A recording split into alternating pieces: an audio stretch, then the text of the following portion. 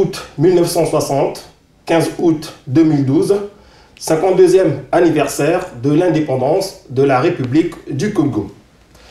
À la faveur de la célébration dans la région du Poul, plus précisément à Kinkala, de cet événement d'une haute portée politique et sociologique, nous avons pris l'initiative de réaliser une série d'entrevues avec d'éminents citoyens de la diaspora congolaise en France. Pour ce faire, nous nous sommes rendus au domicile de M.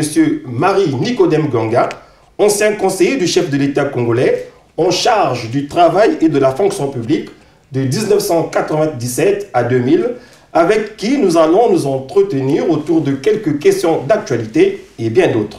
Comme je le disais d'entrée de jeu, l'aéropage politique et administratif congolais s'est donné rendez-vous à Kinkala le 15 août prochain pour les 52 ans d'indépendance de la République du Congo. Quels commentaires vous inspire cette célébration de la fête de l'indépendance dans la région du Poul? Écoutez,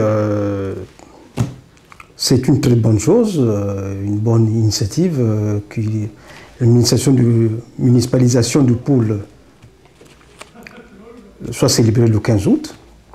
Et c'est aussi une coïncidence, le 15 août est aussi ma date d'anniversaire. Joyeux anniversaire alors. Merci. Donc voilà, c'est la date de naissance, c'est une très bonne initiative, je ne peux qu'être satisfait. Conformément à ce que le pouvoir de Brazzaville proclame donc la municipalisation accélérée, comment avez-vous accueilli les réalisations qui ont été érigées ça et là dans la région du Poul, notamment le palais présidentiel, le stade de Kinkala et j'en passe? Disons que le programme de municipalisation du territoire, qui est subdivisé en compartiments qu'on appelle les régions, les départements, c'est une initiative tout à fait louable parce que tout ce qui va dans le sens du développement ne peut être qu'encouragé. Et je constate quand même que ces programmes semblent se focaliser sur des infrastructures administratives, des institutions administratives. Je n'ai pas la maîtrise du contenu, mais je pense qu'il y a des unités économiques qui sont projets retenus dans ce programme de municipalisation, parce que c'est une très bonne chose. Monsieur Nganga, vous qui avez été un artisan dans la recherche de la paix dans le Poul, à en croire certaines sources bien informées, comment expliquez-vous que vous n'ayez pas été associé aux festivités du 15 août à Kinkala? Le niveau de votre implication ne méritait-il pas une reconnaissance devant les filles et fils du Poul? Bon, écoutez, il ne faut pas se voiler la face. Il faut reconnaître que je n'ai pas eu la moindre invitation d'un cadre du Poul, notamment ceux qui sont officiellement impliqués dans la préparation de cette festivité. Mais bon, il faut respecter plutôt l'initiative. Et puis on va essayer en tant que cadre du Poul, artisans de la paix, en des moments difficiles, on va essayer de les accompagner dans la suite des idées. Dans les années 90, M. Nganga, le Congo a connu des périodes délicates, plus ou moins troubles, qui ont parfois conduit à de graves crises qui ont endeuillé, décimé des familles, notamment dans la région du Poul. Quel est votre témoignage là-dessus, notamment sur les différents processus de recherche de la paix, qui d'ailleurs donnent l'occasion de célébrer aujourd'hui la fête de l'indépendance dans cette partie du pays, qui, n'ayant pas peur des mots, a payé un lourd tribut? Tout à fait. Écoutez, c'est une bonne question, mais je pense que ma modeste personne, M. Nganga Marie-Nicodème, a posé pas mal d'actes dans le processus de paix, dans l'historique politique, notamment cette dernière décennie politique du Congo. Avant d'arriver à cette question de paix dans la région de Poul, permettez-moi de revenir un peu sur des périodes importantes qui ont marqué cette dernière décennie et s'appesantir sur certains actes importants que j'ai eu à poser. Alors, comme nous parlons de la dernière décennie, prenons la conférence nationale souveraine. Vous savez que lorsque le Monseigneur Kombo, donc le prélat, avait été nommé président de la conférence nationale souveraine, bon, moi étant très connu dans le milieu de l'Église, Monseigneur, le regretté Monseigneur Batantou, archevêque de Brazzaville, qui était la première personne contactée pour l'Église, m'avait appelé et on s'est retrouvé avec le Monseigneur Kombo, donc le regretté Monseigneur Kombo et le regretté Monseigneur Milandou, Monseigneur Batantou s'il vous plaît. On s'est retrouvés et puis j'avais à donner quelques avis sur la façon dont nous pouvons concevoir des scénarios du développement de la conférence nationale. La première des choses, j'avais suggéré au prélat qu'il y aura beaucoup d'ardeur. Mais au final, il y a un choix à faire. Vous savez, la conférence nationale, il ne faut pas se le cacher, c'est le procès d'un système. C'est le procès d'un individu. L'individu, c'est celui qui était, qui était à la tête de l'État. Alors, il y avait deux options. La première, dans la préparation de la façon dont Monseigneur devrait diriger les débats, la première option, comme je disais, c'est déboucher sur une sanction. La deuxième option, c'est déboucher sur une réconciliation. Moi, j'ai prôné l'option de la réconciliation. Alors j'ai dit au prélat, notamment Monseigneur Kombo, il faudrait tout faire, créer les conditions pour que nous arrivions à une réconciliation dans le sens où le président de la République serait invité à cette réconciliation. Monseigneur Kombo a réagi en disant, mais Titan, mais ça ne peut pas se faire. Non, la réconciliation ou bien l'invitation du chef de l'État? La réconciliation, oui, on va y arriver, mais inviter le chef de l'État, je ne pense pas. Il dit, mais moi je vous le conseille, prenez cette option et durant toute la conférence, il s'agira de tenir à ce que vous arrivez à faire inviter le chef de l'État à la cérémonie de réconciliation. Donc ça c'est M. Nganga à l'époque qui avait suggéré. À l'époque, vous n'êtes pas encore le conseiller du président de la République. Non, je n'étais pas encore conseiller, non. Conseiller 197. D'accord, ok. Voilà. Ensuite, pendant le déroulement de la conférence nationale, alors moi j'étais pas un des conseillers, vraiment j'étais le conseiller principal de la sœur Brigitte Yengo, qui était à côté, dans le présidium, qui était à côté de Monseigneur Kombo. Donc j'étais souvent avec elle, on faisait le point, on se retrouvait avec Monseigneur Kombo. Et j'avais suggéré dans le processus de l'invitation en perspective, lors de la réconciliation, il faut garder le contact avec le chef de l'État. C'est dans l'esprit de paix, c'est pas que j'avais des accointances avec le chef de l'État, non, je voyais la République dans son entièreté. Donc,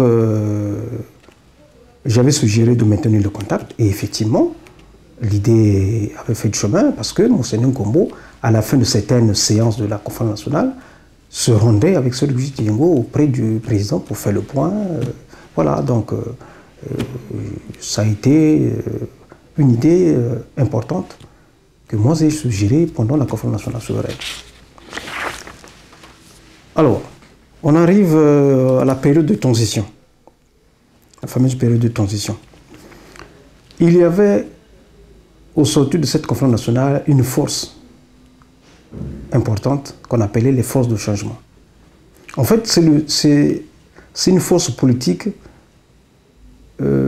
qui avait mission de suivre la période de transition politiquement et notamment le suivi de l'application des actes de la conférence nationale. Alors, cette force de changement est arrivée à un temps où un acte de la conférence nationale devait être appliqué, lequel c'est le retrait de la garde présidentielle du président de l'époque en remplacement d'une garde républicaine. Alors ça se passe un soir, dans les coups de 19h, j'étais à la maison à Bakongo, arrive le ministre Bichindou, à l'époque c'était Jean à la présidence. Il arrive, il dit, mais Nicodème, il y a un problème. écoute, on veut retirer la garde présidentielle, on veut changer la garde présidentielle de président. Et ça, ça risque de perturber la transition. Alors, moi, comme j'étais partisan de la paix et de la réconciliation, je me suis dit, c'est pas une bonne initiative. C'est un acte de conflit national, c'est vrai, mais on peut trouver des dérogations à cela selon l'appréciation des faits, des effets plutôt. Alors, plutôt, le ministre Bitindou et moi, nous sommes rapprochés du service Yengo. Il y a eu, je me rappelle, Sidak Malonga, l'actuel maire adjoint, Malonga Kapata, communément appelé. Il y avait un certain Marcel, dont j'ignore le nom. Alors nous sommes rapprochés du Premier ministre Milongo. Premier ministre de la transition. De la transition. Élu pendant les travaux de la conférence nationale souveraine. Tout à fait. Parce que c'est lui qui était le Premier ministre chef du gouvernement. Donc, et Monseigneur Kombo, président du Conseil supérieur de la République, était en France, en voyage. Donc il était absent. Enfin, de manière générale, nous avons obtenu et du Premier ministre et aussi l'intervention par téléphone de Monseigneur Kombo, la non-application de cet acte. Donc on a essayé de colmater les ardeurs et finalement on s'est retrouvé, je crois, au domicile du ministre Bitindou, on a chambré du champagne parce que c'était important, on a failli passer à la catastrophe. Donc l'option c'était que tout se passe dans la quiétude et qu'on débouche à un acte de réconciliation, illustrant la paix. Donc l'application de cet acte n'était pas en faveur de cet esprit. Donc du coup, on avait réussi. Et ça, je ne dirais pas que c'était mon initiative, mais en tout cas, le ministre Bitindou, venant de prison, est venu me voir. Donc c'est quand même Nganga, co-artisan de cet apaisement. Ensuite, il y a eu, avant la publication des résultats des présidentielles, et ça j'attire l'attention du peuple congolais, notamment originaire de Poule. Monseigneur Kombo avait organisé, en tant que président du Conseil supérieur de la République, avait organisé une réunion dans l'appartement qui se trouve en face de l'église Saint-François. Donc, alors, une ville dans les environs du centre culturel français. Tout à fait, tout à fait. Non loin du collège Ma Foi Virgile, je crois. Donc, à cette réunion étaient conviés les sages du Poule. Et principalement, le Bernard Kolla, candidat présidentiel, et Milongo, Premier ministre, candidat au présidentiel. Le Premier ministre de la Transition, celui qui a eu à organiser ces élections de façon libre et transparente, démocratique. Tout à fait. Alors, c'est une réunion importante, que je qualifierais même de capitale sur la suite du pouvoir pour ceux qui ont toujours pensé que, bon, faut bien qu'il y a un problème politique dans le Poule. Alors, il y a des témoins encore vivants qui savent qu'est-ce qui a été dit, mais moi j'évoque cet élément pour dire que ce que le Monseigneur Kombo avait proposé ou avait décidé était important. Donc il faut que les gens se rappellent de cette réunion. Et ensuite, Monsieur Nganga, s'il vous plaît, mais finalement, qu'est-ce qui était sorti de cette réunion? C'était quoi la démarche, le pouvoir C'était juste pour discuter autour de la publication des résultats de la présidentielle, mais pourquoi est-ce qu'il y a une particularité sur la région du Poule, sur les acteurs politiques du Poule? Sans trop en parler, c'est une réunion qui est organisée à 1, 2, 3 jours, enfin à la veille de la publication des résultats des présidentielles. Oui. Nous sommes en 1992, je crois. Voilà, donc Monseigneur Kombo avait un message à donner. Et ce message était capital. Donc je n'en dirai pas plus. Souffrez que je me dise que cela ne sorte pas de ma bouche, mais il était important de rappeler cette réunion parce que dans l'histoire, dans la recherche de la cohésion, de tout débat politique du pôle, cette réunion-là, elle est importante. Voilà. Monsieur Nganga, le fait que vous ne vouliez pas nous en dire un peu plus au sujet de cette réunion, ne croyez-vous pas que c'est ce flou-là, justement entretenu par les cadres du pôle, qui crée souvent la confusion dans les esprits des populations de cette région? Non, ça ne crée pas une confusion.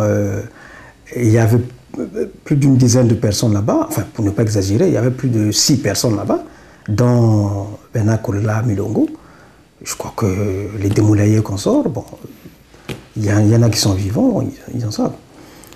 Donc ce n'est pas une confusion, tout n'est pas dire. Mais ce repère était important. Nombreux l'oublient.